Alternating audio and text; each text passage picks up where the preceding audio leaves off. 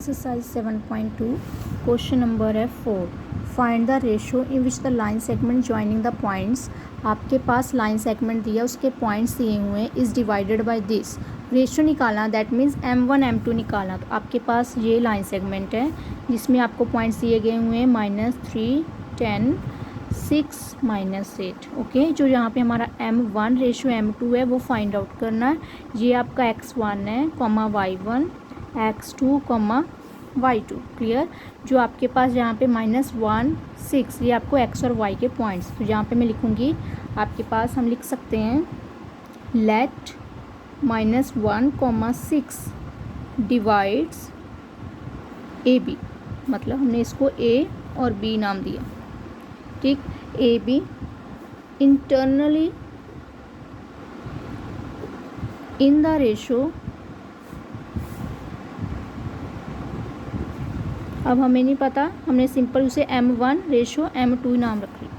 Clear. अब उसके बाद मैं using section formula. Section formula सबको आता है. सेक्शन फार्मूला तो हमारा क्या होता है सेक्शन फार्मूला. पहले हम p के अकॉर्डिंग x की वैल्यू अगर लगाएं तो m1 x2 plus m2 x1 upon m1 plus m2. अब x क्या है मेरे पास, यहाँ पे देखो, ये आपको x की वैल्यू दी हुई है. जब हम सेक y है, ये वाली y, ये x की जगह मैं क्या लिखूँगी, -1.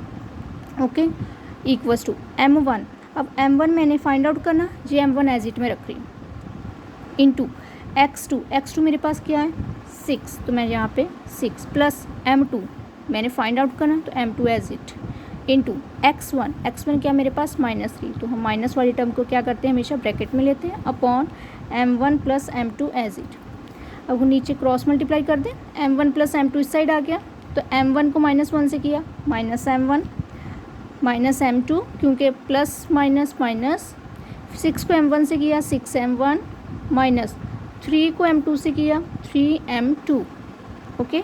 अब उसके बाद m1 m2 की वैल्यू को एक साइड कर लो, -m1. अब प्लस, जिसके आगे कोई साइन नहीं प्लस का, प्लस के 6m1 इस साइड, माइनस के -3m2 एज इट, माइनस के m2 उस साइड, प्लस के.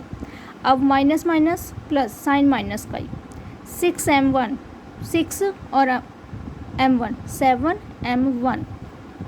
तो minus minus plus, minus plus minus, 3m2 में से m2 गए, 2m2. अब ये माइनस माइनस कैंसिल हो गया, तो आपके पास क्या बचा, 7m1 2m2. Minus minus cut गया आप लोगों का. ओके. अब हमने क्या करना है, हमारे पास वैल्यू क्या होती है, m1 m2, यही होता है ना, m1 अपॉन m2 ही आएगा. अब क्या है, अब ये वाली वैल्यू ओवर में जाएगी. क्यों, कैसे, देखो,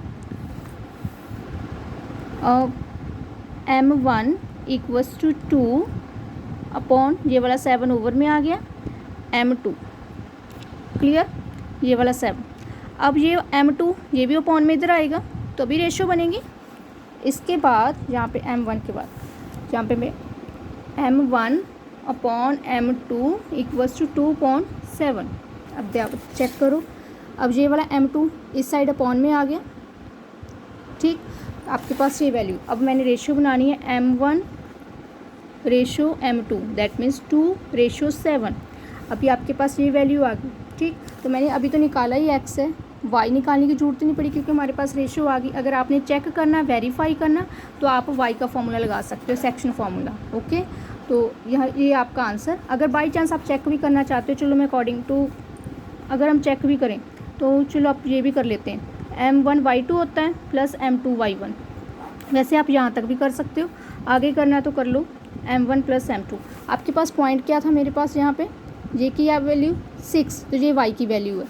यहाँ पे मैंने y की जगह क्या लिख दिया, 6. m1 मैंने फाइंड आउट करना, y2 मेरे पास क्या है, -8, तो मैं यहाँ पे लिख रही हूँ -8, प्लस m2 मैंने निकालना है, और y1 कितना, 10. ओके. यहाँ पे एज इट. फिर ये क्रॉस, नीचे कुछ भी नहीं, 1 cross multiply, 6m1 plus 6m2 -8m1 plus 10m2. Okay. तो m1 वाली इक्वेशन एक साइड कर लो, -8m1 प्लस के इस साइड हो गए 10m2 प्लस के 6m2 साइड माइनस के हो गए। ओके, 6 और 8 कितने हो गए 14m1, 10 में से 6 गए 4m2। क्लियर। अब क्या करते हैं फिर, ये वाली value m1 as it 4m2 upon 14 इस साइड आ गया, फिर m2 इसके अपॉन में आएगा, ये 2 2 ज़ा 4, 2 7 ज़ा 14, दोनों 2 के टेबल 2 2 ज़ा 4, 2 7 ज़ा 14, दोनों 2 के टेबल पर जा रहे हैं। अब m1 अपॉन ये वाला m2 अब इसके नीचे आ गया 2.7, that means m1 ratio m2 2:7। आप यहाँ तक भी कर सकते हो, आगे करना तब भी बात वही है, दैट मीन्स आपका आंसर सही करेक्ट आ रहा है, ये आपका आंसर आ गया।